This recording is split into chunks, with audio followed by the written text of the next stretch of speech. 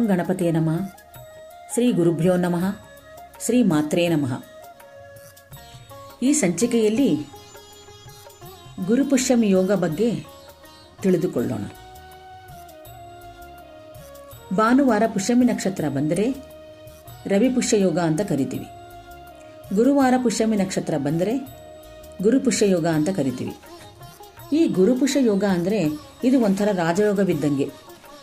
ಅಂದರೆ ಈ ಯೋಗದಲ್ಲಿ ಏನೇ ಕೆಲಸಗಳು ಮಾಡಿದ್ರೂ 10 ಪಟ್ಟು ನಮಗೆ ಶೀಘ್ರವಾಗಿ ಫಲ ಕೊಡುವಂಥದ್ದು.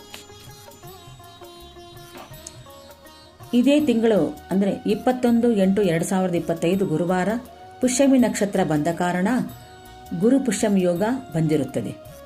ಈ ಗುರುಪುಷ್ಯ ಯೋಗ ಬಂದಾಗ ಕೆಲವೊಂದು ವಿಷಯಗಳು ಅಂದರೆ ಎಷ್ಟು ದಿನದಿಂದ ನಾವು ಕಷ್ಟಪಟ್ಟರೂ ಕೆಲಸಗಳೇ ಆಗ್ತಾ ಇಲ್ಲಪ್ಪ, ಅಥವಾ ತುಂಬ ದಿನದಿಂದ ಆಗದೇ ಇರುವ ಕೆಲಸಗಳು ಈ ದಿನ ಪ್ರಾರಂಭ ಮಾಡಿದರೆ ಶೀಘ್ರವಾಗಿ ಫಲ ಕೊಡುವಂಥದ್ದು. ಅಂದರೆ 10ರಷ್ಟು ಫಲ ಕೊಡುವಂಥದ್ದು. ಅತಿ ಮುಖ್ಯವಾಗಿ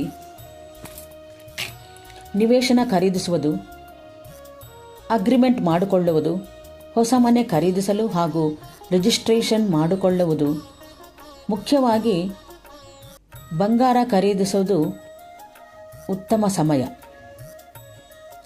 ಈ ಸಮಯದಲ್ಲಿ ಈ ಕೆಲಸಗಳೆಲ್ಲ ಮಾಡಿದರೆ 10ರಷ್ಟು ನಮಗೆ ಲಾಭ ಸಿಗುವಂಥದ್ದು. ಅದೇ ಪುಷ್ಕಲವಾಗಿ ಅಂದರೆ 10ರಷ್ಟು ಒಳ್ಳೆಯ ಫಲಗಳನ್ನು ಕೊಡುವಂಥದ್ದು.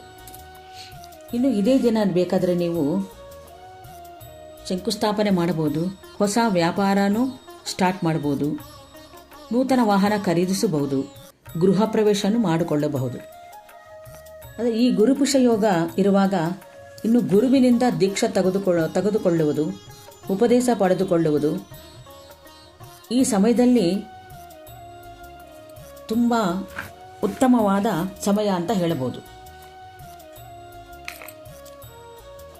ಮತ್ತು ಬಂಗಾರು ಖರೀದಿಸಲು ಅಂತ ಹೇಳಬೇಕಾದ್ರೆ ಅಭಿಜಿತ್ ಲಗ್ನ ತುಂಬ ಒಳ್ಳೆಯದು. ಹಾಗೂ ಗುರು ಹೋರದಲ್ಲಿ ನೀವು ಅಟ್ಲೀಸ್ಟ್ 1 ಗ್ರಾಮ್ ಆದರೂ ಖರೀದಿ ಮಾಡಿ ಮನೆಗೆ ತಗೊಂಬಂದು ದೇವ್ರ ಕೋಣೆಯಲ್ಲಿ ಇಟ್ಟು ಲಕ್ಷ್ಮೀ ಪೂಜೆ ಮಾಡತಕ್ಕದ್ದು.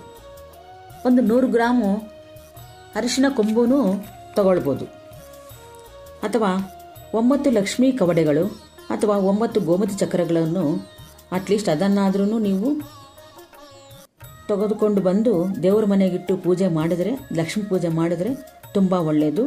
ನಿಮಗೆ ಒಳ್ಳೆಯ ಶುಭ ಫಲ ಕೊಡುತ್ತದೆ. ನೀವು ಸಂಕಲ್ಪ ಮಾಡಿಕೊಂಡ್ರೆ ಎಲ್ಲ ಒಳ್ಳೆಯದಾಗುತ್ತದೆ. ಇಷ್ಟು ಮಾಡೋದ್ರಿಂದ ಆ ಗುರುಗ್ರಹ, ಆ ಈಶ್ವರ ದಕ್ಷಿಣಾಮೂರ್ತಿ ನಿಮಗೆಲ್ಲರಿಗೂ ಒಳ್ಳೆಯ ಫಲಗಳನ್ನು ಕೊಡಲಿ ಅಂತ ಬೇಡುತ್ತಾ, ಸರ್ವೇ ಜನ ಸುಖಿನೋ ಭವಂತು. ಸ್ವಸ್ತಿ.